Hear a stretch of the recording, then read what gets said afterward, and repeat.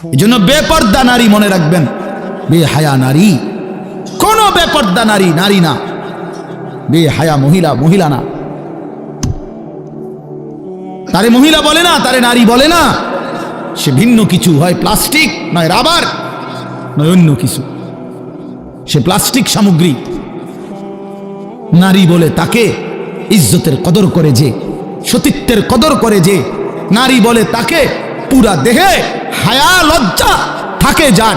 নারী বলে তাকে আল্লাহর রাসূল বলছে আওরাতুন, নিজেকে গোপন রাখে যে, আড়াল রাখে যে, লুকিয়ে রাখে যে।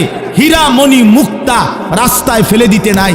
রাস্তার পাথর তো পিচ ডালা যে কাজ করে, এগুলো না রাস্তার পাথর। হীরা মণি মুক্তা ওগুলোও পাথর, কিন্তু সেটা রাস্তায় ফেলে দেয় না। ডায়মন্ড রাস্তায় ফেলে দেয় না।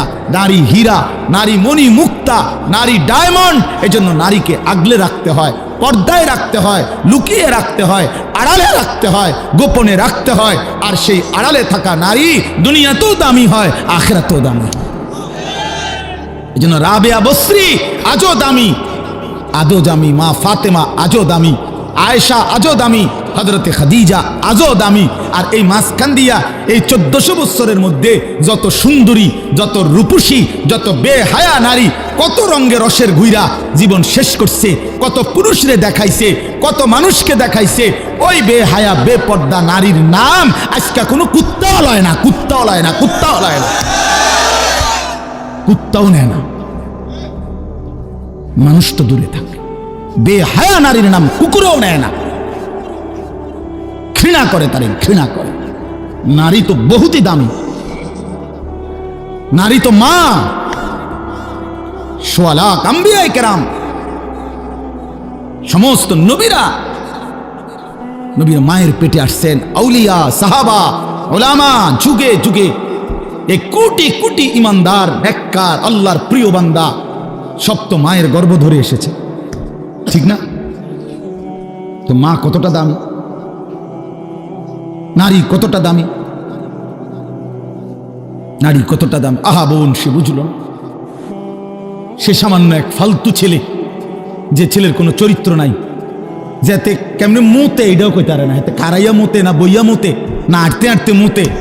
এই অপদার্থ জানোয়ার, একটা চতুষ্পদ প্রাণীর মতো যার জীবন, এই বখাটে দুশ্চরিত্র রাস্তার মানুষকে দেখাইবার জন্য যেই মেয়ে, যেই নারী বেপর্দা চলে, তার মতো নিম্ন রুচির মানুষ আর কে হইতে পারে মিয়া? আরে বেডি, কারে দেখাইতে বাইরে গেলি? কি বাইজিদ বুস্তামিরে দেখাইতা? তুমি যে বেপর্দা বাইর হইলা, তোমার রূপ যৌবন দেখবে কেডা? জোনায়েদ বাগদাদি নাকি? কথা কয় না তো। যেই পুরুষগুলো দেখবে রাস্তায়, যেই ছেলেগুলো তোমারে দেখা, তাদের কোনো আখলাক নাই, তো তারা এই বেপর্দা নারীকে দেখে কি মন্তব্য করবে? দিলে কল্পনা করবে কি? যদি সেই কল্পনার রিপোর্ট আইতো আলটা, তাহলে না বুঝা যাইত। বুঝেন নাই কথাটা?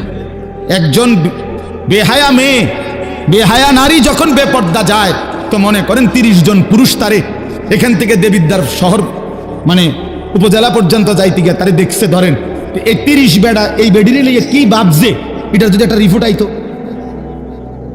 রুগীর মতো আলটা রিপোর্ট, বুঝছেন না আপনার কথাটা? ইসিজি রিপোর্ট যদি আইতো, তাইলে না বুঝতো এই অসভ্য নারী যে তারে নিয়ে রাস্তার পুরুষ কত নিকৃষ্ট জঘন্য কল্পনা করে।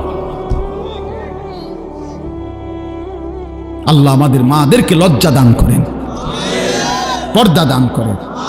যে নারীর পর্দা নাই, কিচ্ছু নেই। ইযা লাম তাস্তাহি ফাসনা মা শি'তা, নবীজি বলছে তোমার যখন কোনো হায়া নাই, আল্লাহর কসম, এটা হাদিস, নবীজি সাল্লাল্লাহু আলাইহি সাল্লাম বলছে যখন কারো লজ্জা নাই, সে যা ইচ্ছা তাই করুক, যা ইচ্ছা তাই করুক।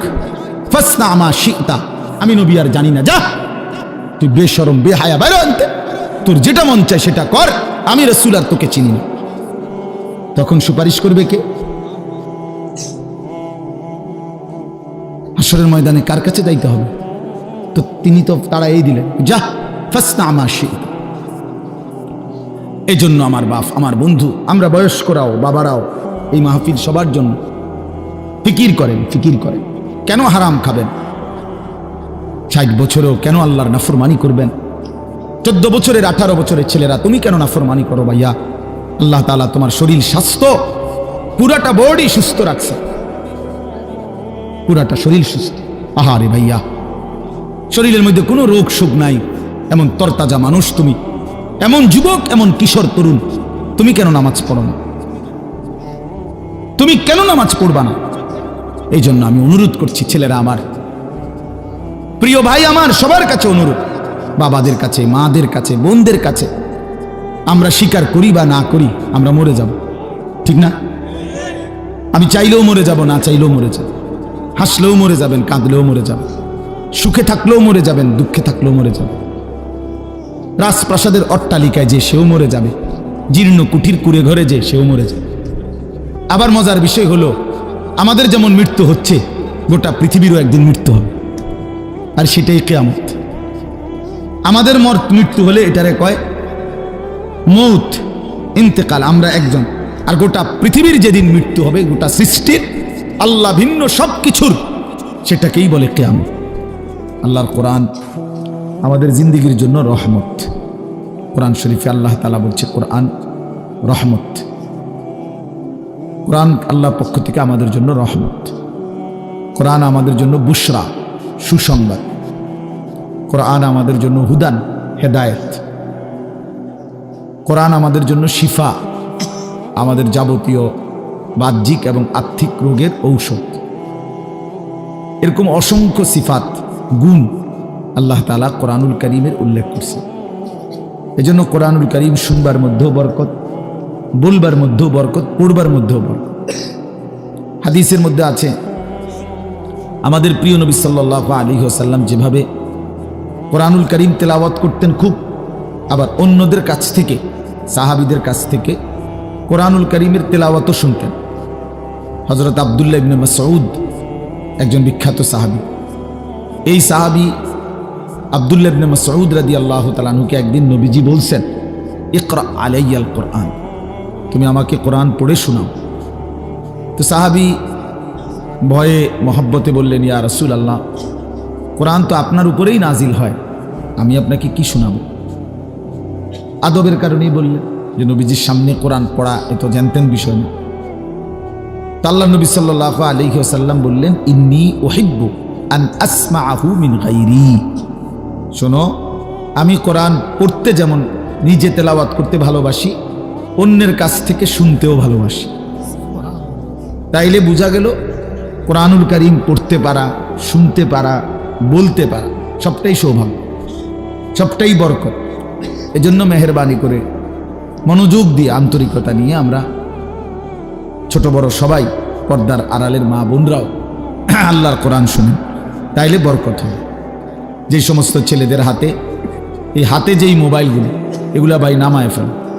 এই যাদের এরকম হাতে ধরা মোবাইল রেকর্ডের জন্য ধরে রাখছো, আল্লাহর ওয়াস্তে আমার এই কথাটাকে মানো, ভালো হবে। হাতে ধরা মোবাইল রেকর্ড করলে মনোযোগ হয় না, কথা দিলে জমে না, মানে নিজের অন্তরে কোনো কথা ঢোকে না, গাফেল মাহরুম হয়। যে মানুষ গাফেল, খামখেয়ালি, সে চিরদিন বঞ্চিত থাকে। এটা একটা গুরুত্বপূর্ণ বিষয়। এই জন্য কোরআনুল কারীমের মধ্যে আছে সমস্ত জাহান্নামীর পরিচয়। আল্লাহ তাআলা বলছে, উলাইকা হুমুল গাফিলুন, এরা মূলত সকলেই গাফেল। গাফেল অর্থাৎ আল্লাহকে মানার যাবতীয় যোগ্যতা তার মধ্যে ছিল, এবং আল্লাহ তাআলা কি কি হুকুম করছেন তাও সে শুনছে, আল্লাহর পক্ষ থেকে সেটা তাকে পৌঁছানো হয়েছে, এবং বুঝবার জন্য তার কাছে কিতাবও আছে। তো কেন নামাজ পড়ল না? কেন হালাল হারাম বাইসা চলল না? কেন আল্লাহর ইবাদত করল না? মূলত গাফেল, খামখেয়ালি করছে আর কি। পড়লাম না, নামাজ পড়ছো না, পড়ছি না আর কি, কি লেগে পড়ছো না, পড়ছি না। তো এইটা কি কোনো একটা অজুহাত হইল? এটাকে একটা কোনো কথা হইলো সুস্থ স্বাভাবিক, যে পড়ছি না আর কি, ভাল লাগে না আর কি? আচ্ছা পড়মু তো, এরকম শুরু করছেন, আচ্ছা জান না, আমি আইতেছি তো। এই সমস্ত কথা হলো কিসের কথা? ফালতু মানুষের কথা, গাফেল মানুষের কথা। এই জন্য আল্লাহ তাআলা তিনটি যোগ্যতা সর্বদাই মানুষের কাছে রাখছেন। একটা হলো আল্লাহকে মানার পুরা যোগ্যতা আল্লাহ তাআলা মানুষের শরীরের মধ্যে দিয়েছেন। এমন কোনো হুকুম শরীয়তের মধ্যে নাই যেটা পালন করার যোগ্যতা আল্লাহর বান্দার মধ্যে নাই। এটা এমন হইতেই পারে না। আমার শরীরে রুকু করার ক্ষমতাই নাই, অথচ আমারে আল্লাহ রুকু করতে বলছেন, এটা হতেই পারে না। আমার শরীরের মধ্যে সেজদা দেওয়ার কোনো ক্ষমতাই নাই, অথচ আল্লাহ তাআলা আমারে বলছে না সেজদাই করো, এমন কোনো বিধান আল্লাহ দেয়নি। তার মানে যতগুলো হুকুম আল্লাহ তাআলা বলেছেন, নিষেধ করেছেন, তা পালন করার এবং বিরত থাকার শতভাগ যোগ্যতা আল্লাহ তাআলা বান্দার মধ্যে দিয়েছে। একজন পরনারী দেখলে চোখ নামাইতে বলছে, ইয়াগুদ্দু মিন আবসারিহিম। এখন আমার যদি অবস্থা হইতো এরকম যে আমি এমনিই ছায়া থাউন লাগে, নিচের দিকে আমার ঘাড় নামে না, তাইলে না কথা ছিল। এখন বলেন যে আমাদের ঘাড় নামে কিনা? আমরা এমনি নিচের দিকে চাইতে পারিনি তো। এইটাই তো আল্লাহ বলছে, ভিন নারী দেখলে চোখ নামাও। তাহলে এখন চোখ নামাবার যোগ্যতা আমার মধ্যে আছে কিনা? এরকম আপনি চিন্তা করলেই বুঝবেন। প্রতিটি ইবাদত হুকুম পালন করার যোগ্যতাও আছে, প্রতিটি নিষেধ বর্জন করার যোগ্যতাও আল্লাহ তাআলা দেহের মধ্যে দিয়েছে। যদি এমন না হতো তো সেটা জুলুম হইতো, যে আমার শরীরে সক্ষমতা নাই, আপনি আমার এরপরও বিধান দিলেন, পালন করতে বললেন, তো সেটা তো অন্যায়। আর আল্লাহ তাআলা অন্যায় করে না, করতেই পারে না। ইন্নাল্লাহা লা ইয়াযলিমু মিসকালা যাররাহ, কোরআন শরীফ আছে, নিশ্চয়ই আল্লাহ তাআলা এক বিন্দু জুলুম করেন না। এই জন্য বাপ জওয়ান বলেন, বুড়ো বলেন, আল্লাহকে মানার, শরীয়তকে মানার, দ্বীন মানার পুরা যোগ্যতা আমাদের প্রত্যেকের মধ্যে আছে। অনেক বয়স্ক লোকের বদভ্যাস, আখিরাতের কোনো কথা বললে, ওযু নামাজ সুন্দর করার কথা বললে, সূরা কেরাত, দোয়া কালাম শিখবার কথা বললে, না আমার আর এই বয়স নেই, এক কথায় ফতুয়া দিয়ে দেবে।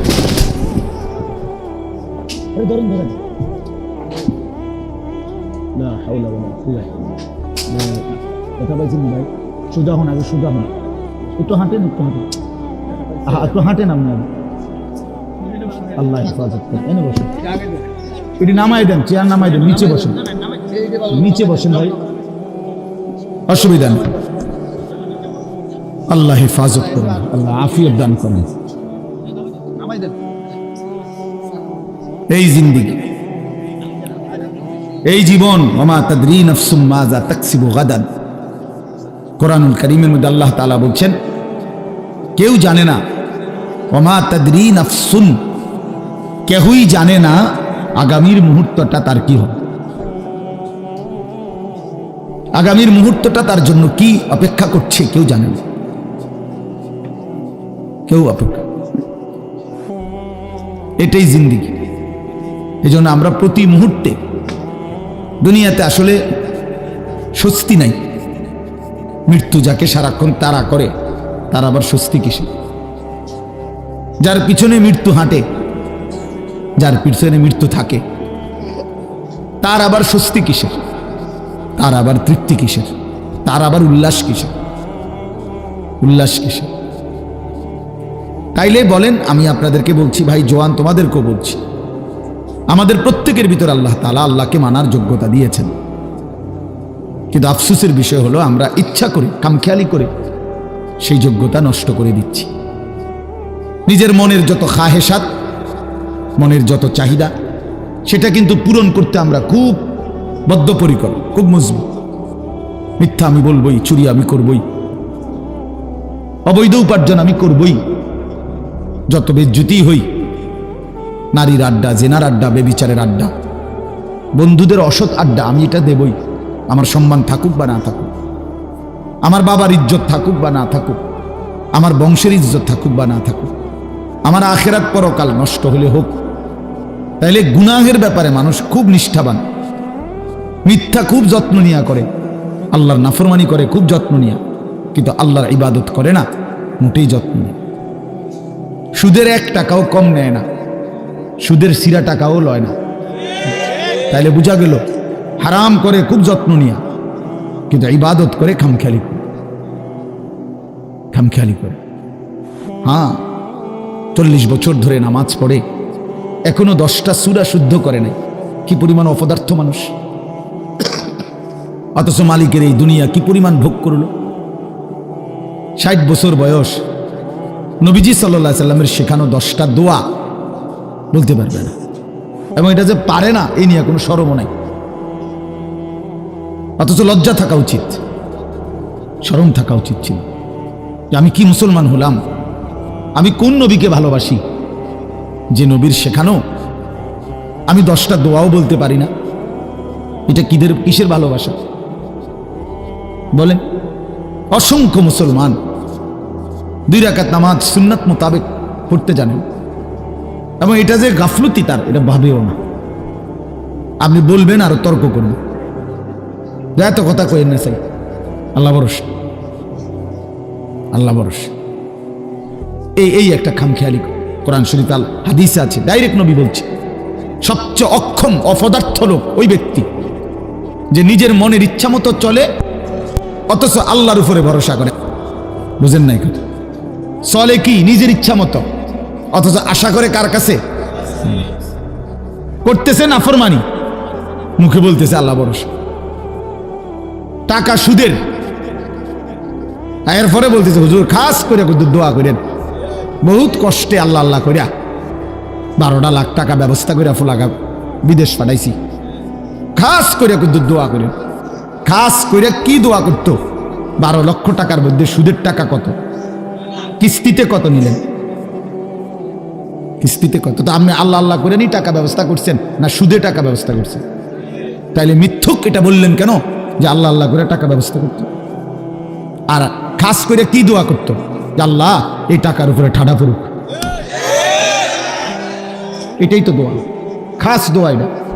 এই সুদের টাকার উপরে গজব করুক, হারামের টাকার উপরে লানত করুক, বেটা লানত করুক এই টাকার, এটা খাস দোয়া। তাহলে কি পরিমাণ অজ্ঞতা আমাদের, মূর্খতা!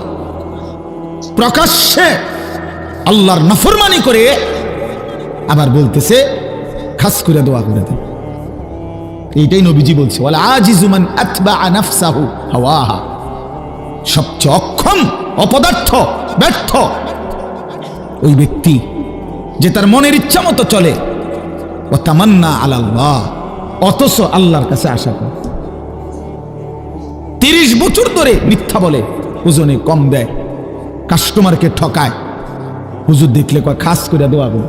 কি খাস দোয়া করতো? তোর উপরে যেন গজব পড়ে এটা দোয়া করতো? তাহলে কি কি নাহলে খাস দোয়াটা কি? আল্লাহ তার মিশা কথার মধ্যে আরো বাড়াই দেন নাকি, তার বাটফারির মধ্যে আরো বাড়াই দেন, এটাই করতো? এই কথা বললে হুজুরের ইমান থাকবে নি? কোনো মৌলভী সাহেব যদি এ কথা বলে তো বেটার ইমান থাকবে নি? হারামের উপরে দোয়া করা যায়নি,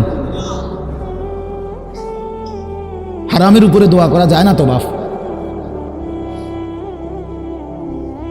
এই জন্য আপনারা জানেন না, আপনার কইতা মনে হন শুধু এদুর বলে রে, আমরা কিন্তু দোয়া বুঝ করেই করি।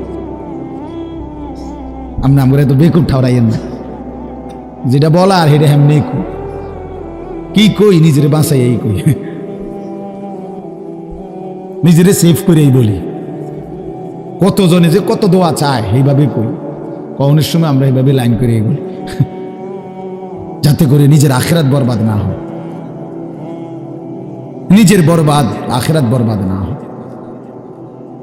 এই জন্য বাপ রাগ হইেন না, বয়স্ক অনেক বাবাও আছেন, আপনাদেরকেও বলি, দিন না মানার কারণ কি, আল্লাহকে না মানার কারণ কি, রাসূলুল্লাহ সাল্লাল্লাহু আলাইহি ওয়াসাল্লামের সুন্নাত না বুঝার কারণ কি? শুধুই গাফলত, শুধুই কি বলেন না গাফলত। আমি দেখছি কিছুদিন আগে আমার দেশের বাড়িতে আমাদের বাড়িওয়ালাদের জমির দলিল দিছি আমরা 5 বাই 3 বোন। তো বাড়িওয়ালা মুরব্বী যে 2-3 জন ছিল, মনে 50 বার কইছে বালা করে চাও, বালা করে সব দি সই লইছি নি, ওই কোন ইচ্ছা সই দি, এমনি যে সই দেয় না ভালো করে, বুড়া মানুষ হাঁটতে পারে না, মানে 50 বার কইছে চেক দাও দলিল, দলিল চেক করো, ইয়ার লগে মিলছি নি, দাগে নম্বরে কতিয়া নে কি? আপনি না বলে কিচ্ছু বোঝেন না? হ্যাঁ, আপনি না বলে বোঝেন না? আপনার আখিরাতের কথা বললেন না, হুজুর কথা কইছেন ভালোই, কথা ঠিকই, কিন্তু ওনার এই বয়স নাই, আছে শুধু বিড়ি খানার বয়স। বিড়িখানার বয়সটা শুধু রয়ে গেছে, আর অন্য বয়স নেই। সাদওয়ানে গপ মারনের বয়সটা আর রয়ে গেছে, অন্য বয়স নেই।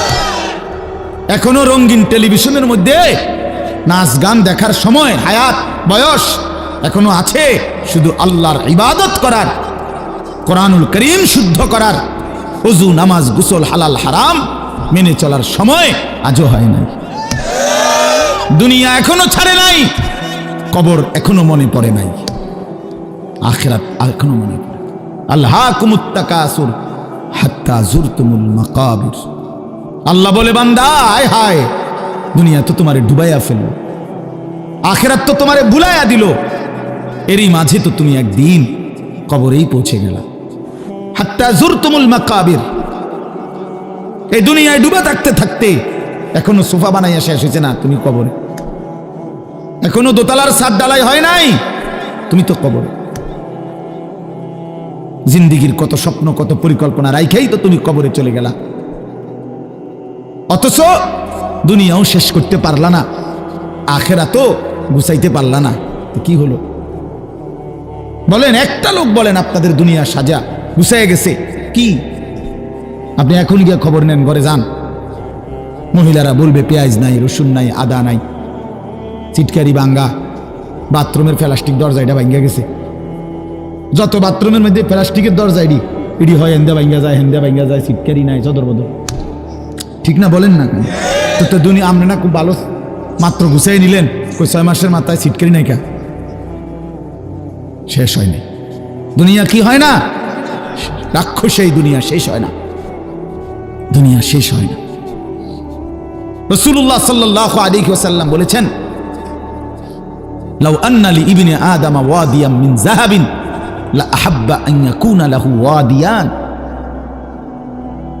লান ইয়ামলা আফাহু ইল্লা তুরাব।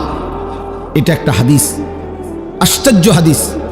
নবী সাল্লাল্লাহু আলাইহি ওয়াসাল্লাম বলেন, শুনো, বনি আদমকে, আদম সন্তানকে যদি একটি পাহাড় স্বর্ণ দেওয়া হয়, লা আহাব্বা আন ইয়াকুনা লাহু ওয়াদিয়ান, সে অবশ্যই চাইবে তাকে 2টি পাহাড় স্বর্ণ দেওয়া হোক। লান ইয়ামলা আফাহু ইল্লা তুরাব। এরপরে নবীজি বলেন, কসম উম্মত শুনো, বনি আদমের মুখ ভরবে না ইল্লা তুরাব, কবরের মাটি ঢালা পর্যন্ত। তার ওই মুখে, তার ওই শরীরে যতক্ষণ কবরের মাটি না ফেলবে, ততক্ষণ তার দুনিয়ার চাহিদা কি হবে না? এর চাইতে জ্বলন্ত হাদিস আর কি হইতে পারে? এর চাইতে সুন্দর কথা আর কি হইতে পারে বলেন? আরো সুন্দর কথা শুনেন। রাসূলুল্লাহ সাল্লাল্লাহু আলাইহি ওয়াসাল্লামের একজন বিখ্যাত সাহাবী হযরত উবাই ইবনে কাব রাদিয়াল্লাহু তাআলা আনহু, সাইয়্যিদুল কুররা, সাহাবীদের মধ্যে সবচেয়ে সুন্দর কোরআন পড়তেন যিনি, ওনার নাম হলো উবাই ইবনে কাব রাদিয়াল্লাহু তাআলা আনহু। এই সাহাবী বলেন, এই হাদিস এটা নবীজি আমাদের কাছে এত হাজারবার বলছে, এতবার। এই কোনটা? এই যে যদি বনি আদমকে একটি পাহাড় স্বর্ণ দেওয়া হয়, সে 2টি পাহাড় চাইবে, আরো দিলে আরো চাইবে, তার মুখ ভরবে না কবরের মাটি ছাড়া। ওই সাহাবী বলতেছেন, আমি নিজে তাফসিরে, আমার গাড়িতে এই তাফসির আছে, তাফসিরে কুরতুবী। তো ইনি বলেন, এই সাহাবী বলেন, কুন্না নারা হাদা মিনাল কোরআন। নবীজি এই হাদিসটা আমাদেরকে এত বেশিবার বলছেন, আমরা মনে মনে ভাবতাম এটা কোরআনের আয়াত। এটা কি? কোরআনের আয়াত ভাবতাম, কোরআনের আয়াত মনে করতাম আমরা এটাকে। তার মানে এত বেশিবার আমাদেরকে এত গুরুত্ব দিয়া বলছে যে হায় বনি আদম, দুনিয়া তৃপ্ত হবে না, শুধু শুধু তুমি আর চেষ্টা করো না, থামো, এই নাফরমান থামো, পারতা না দুনিয়া। আরে হারামখোর, সুদখোর, ঘুষখোর, বাটপার, ওজনে কম দেওয়া সিটার, থাম বেটা থাম, থাম নাফরমান, দুনিয়া পারবি না বেটা। দুনিয়া তোরে ধোকা দিবে, দুনিয়া তোরে বুড়ো আঙ্গুল দেখাবে, দুনিয়া তোরে একদিন লাথি দিয়া কবরে ফেলে দিবে আর বলবে যা বেঈমান, কবরে চলে যা, দুনিয়া থাকুক। শুধু শুধু শুধু শুধু এত মিথ্যা, এত চুরি, এত ডাকাতি, এত দুর্নীতি, এত অন্যায়, এত সুদ, এত কিস্তি, এত হারাম। আহা মুসলমান, কি করলেন? লা ইয়াদখুলুল জান্নাতা জাসআদুন গুযিয়া বিল হারাম। নবী সাল্লাল্লাহু আলাইহি ওয়াসাল্লাম বলেন, ওই দেহ জান্নাতে ঢুকবে না যে দেহের রক্ত গোশত হয়েছে হারামের দ্বারা। আমি নিজে হাদিসের ব্যাখ্যায় পড়ছি। এই হাদিসের ব্যাখ্যার মধ্যে আছে উলামায়ে কেরাম, মুহাদ্দিসিনে কেরাম বলে যে অভিভাবক তার পুরা ফ্যামিলিকে হারামের টাকা দিয়া পালে, বউ বাচ্চা সবাই এই হারামের টাকা থেকে খায় দায় ঘুমায়, এই নাফরমান অভিভাবক যেন নিজ হাতে পুরা ফ্যামিলিটার জন্য জান্নাত হারাম করে দিবে। কারণ এই হারামের টাকাটা তো সেও খায়, পুতেও খায়, বউও তো খায়। বুঝেন নাই কথাটা? হ্যাঁ, গায়ে লাগতে পারে কারো, গায়ে লাগলে যদি পছন্দ না হয় জায়গা হালাই দিয়ে পানি দিয়ে দিয়ে গাছ, তাহলে আরে তো সাবান লাগাই লেলে পরে উঠতে দেবে। অনেকের আছে আরে মারত না, এতে ইডি কইবই মারত, এতে কত ভালো ভালো হুজুর দেখছি ইডি কইয়া গেছে, আমার লড়াইতে আসছে না। এবার আইসে এবার আমার উল্টাই লেগে বেটা, হ্যাঁ এতে আরো কত মোটা তাজা হুজুর দেখছি শৈলওয়ালা। ছেলেরা আমার, বাপ আমার, বন্ধু আমার, পর্দার আড়ালের মা বোন আমার, এটা মনে রাখতে হবে। দুনিয়া আমাকে ধোকা দিবে। যুবক, তোমার মোবাইল একদিন তোমারে ধোকা দিবে, এই ফেসবুক একদিন ধোকা দিবে। একদিন দেখবা এটা নাই, একদিন শুনবা এটা নাই, এই ইউটিউব, এই ফেসবুক এগুলো নাই, এই অনলাইন নাই, এটাই হবে। আমি কিছুদিন আগে, গত 3-4 দিন আগে মুন্সিগঞ্জ মাহফিলে গেছিলাম। তো ওইখানে ব্রিজের পার হবো সেতু, শীতলক্ষা নদী, তো যেখানে টোল দেয়, এই টোলের জায়গায় জ্যাম বাইজা গেছে, বিশাল জ্যাম। তো সবাই বলতেছে যে এখানে তো এত বড় জ্যাম লাগার কথা না, কখনই লাগলো কেন? তো আমার গাড়ির থেকে আমার সাথে একজন মাওলানা ছিল, ওই গিয়ে আগাইয়া দেখছে আর কি হইছে, যাইয়া আইসা আমার বলতেছে, হুজুর টোল যে নেয়, টোল বোঝেন তো না, ব্রিজ পার হইতে সময় যে টাকা দেয় এটারে টোল কয় আর কি। এই টোল তো 3টা কম্পিউটারে টোল নেয় আর কি, তেনোটারই কম্পিউটার সিস্টেম লেস, হঠাৎ মানে তেনোটাই একই সাথে কাজ করতেছে না, কোনোভাবেই অপারেটর বুঝতেছে না কি হয়েছে। এই কারণে ওই যে টোল নিচ্ছে না, জ্যাম বাইজা গেছে।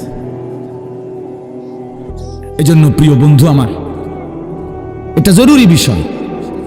এই পৃথিবীতে প্রযুক্তি এর কোনোটারই স্থায়িত্ব নাই। ফেসবুক আসমান থেকে আসে নাই, ইউটিউব আসমান থেকে আসে নাই, তোমার এই বড় মোবাইলের এই সমস্ত অপশন এটা আসমানি বিষয় না, যেটা অনন্তকাল থাকবে, কিন্তু তুমি শেষ হইবা না। মোবাইল শেষ হয়ে যাবে, তোমার জিন্দিগি কোনো দিন শেষ হবে না। মানুষ শেষ হয় না, মানুষের কোনো শেষ নাই, মানুষ স্থানান্তর হয়। প্রিয় ভাই আমার, ছেলেরা আমার, বাবারা আমার, পর্দার আড়ালের মা বোনেরাও, মানুষ মরে না, শেষ হয় না, মানুষ স্থানান্তর হয়। একবার মানুষ ছিল মাটিতে, সেখান থেকে খাবারে, সেখান থেকে বাবার বীর্যে, সেখান থেকে মায়ের জরায়ুতে, সেখান থেকে আবার বীর্যের ফুটা, জমাট রক্ত, গোশতের টুকরা, হাড্ডির খাঁচা, গোশতের আবরণ, নাক চোখ লাগানো, এরপরে আবার স্থানান্তর হয়ে মায়ের পেট থেকে দুনিয়ার জমিন, দুনিয়ার জমিন থেকে স্থানান্তর হয়ে কবর, কবর থেকে স্থানান্তর হয়ে হাসরের মাঠ, হাসরের মাঠ থেকে স্থানান্তর হয়ে একটু সামনে মিজানের পাল্লা, যেখানে হিসাব হবে আমল নামা, সেখান থেকে আরেকটু আগে স্থানান্তর হয়ে ফুলসেরাত, সেখান থেকে আরেকটু স্থানান্তর হয়ে জান্নাত কিংবা জাহান্নাম। জান্নাতে গেলেও চিরস্থায়ী, জাহান্নামে গেলেও চিরস্থায়ী। তো শেষ হইল কই? বুঝাইতে পারছি নি কথাটা?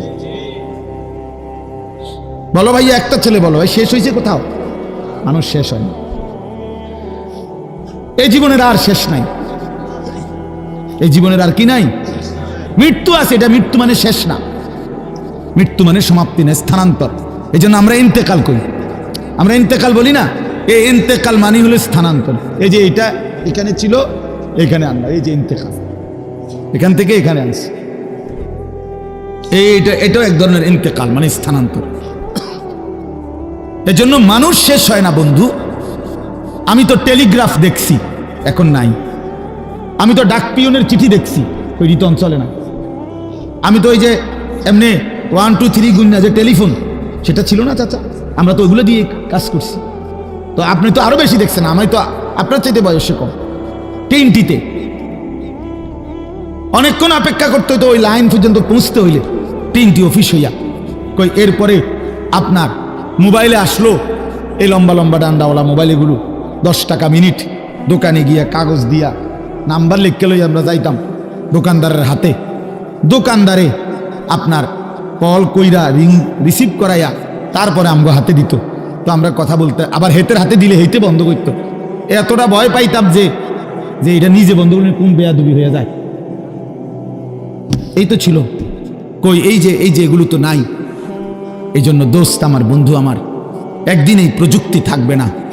প্রিয় ভাই, তুমি থাকবা, তোমার জিন্দেগি থাকবে।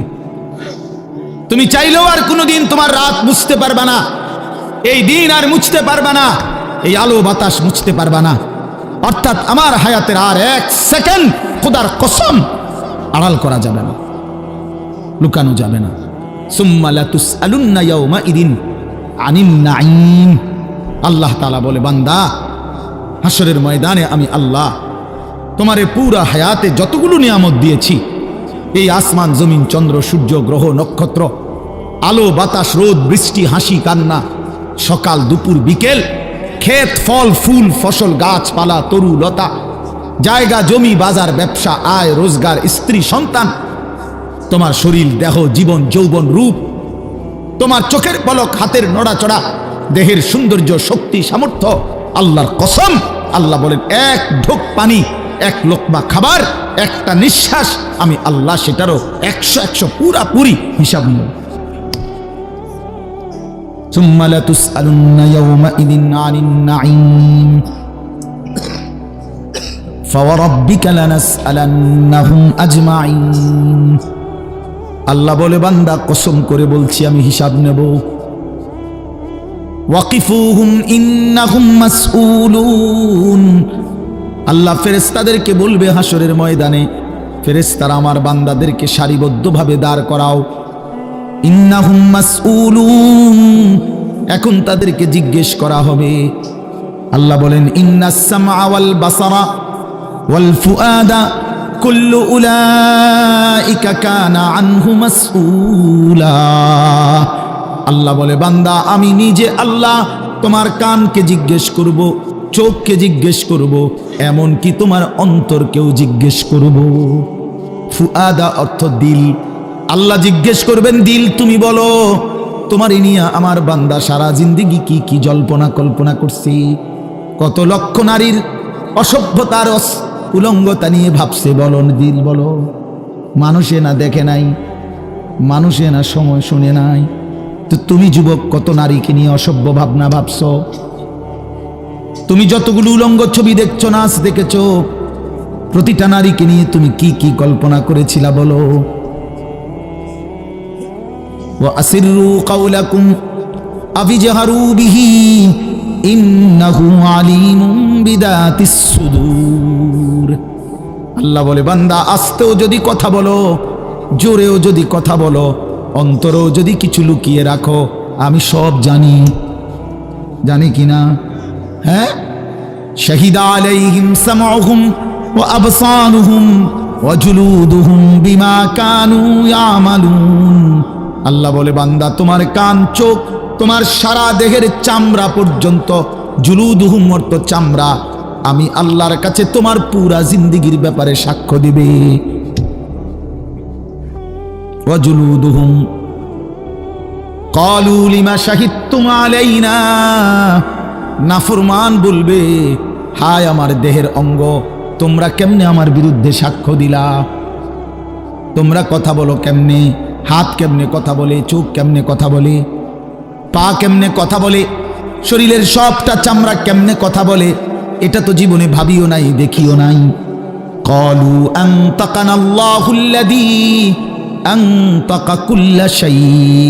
সারা দেহ বলবে, ভাইয়া যেই মালিক সকলকে জবান দিয়ে কথা বলার যোগ্যতা দিয়েছেন, সেই মালিকই আমাদেরকে কথা বলার যোগ্যতা দিয়েছেন। সুবহানাল্লাহ।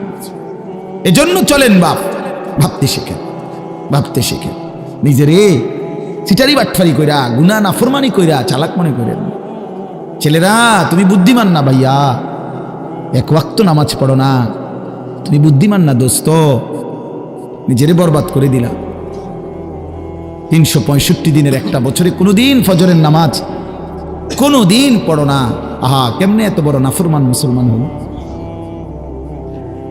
খোদার 20 বছর ধরে, 25 বছর ধরে, 10 বছর ধরে যে নারী কোনোদিন পর্দা করে না, আহা, সে মুসলিম নারী হলো কিভাবে? সে মুসলমানের মেয়ে হলো কেমন? যে মেয়ে পরের ছেলের সাথে, পরের পুরুষের সাথে অবৈধ সম্পর্ক করে, হারাম সম্পর্ক করে, ওই অসভ্য নির্লজ্জ বেহায়া নারী সে মুসলমানের মেয়ে হয় কেন?